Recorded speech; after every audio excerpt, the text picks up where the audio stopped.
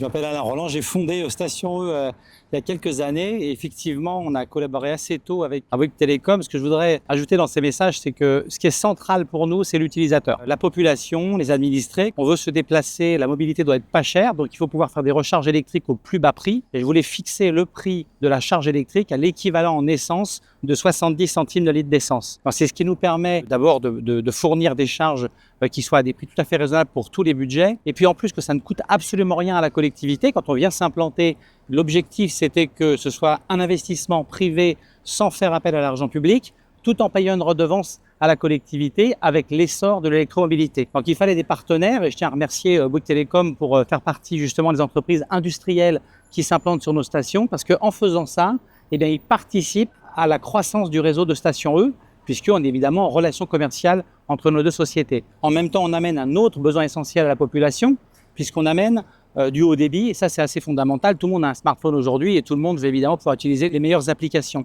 Les véhicules, vous verrez que d'ici quelques années, les véhicules utiliseront un nombre de données énorme et il faudra communiquer avec ces objets-là.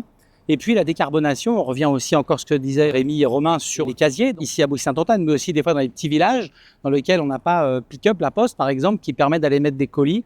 Et enfin, du partage d'informations, de données pour savoir comment tout ça évolue. Et donc à la fin, ça donne une entreprise privée, une super équipe, des industriels qui, en faisant ça, finalement, contribuent à l'essor de la mobilité en général, et c'est le cas de Bouygues Télécom ici, et surtout des maires visionnaires qui, dès le départ, quand on n'est que sur le papier en train de dire on va faire un projet comme ça, on part de 0 site en arrivant aujourd'hui à 500 et avec un objectif de 10 000, il faut toujours des élus ou des maires qui ont une vision partagée avec les entrepreneurs. Et ça, c'est important quand même de le dire. Merci, monsieur le maire, pour ça.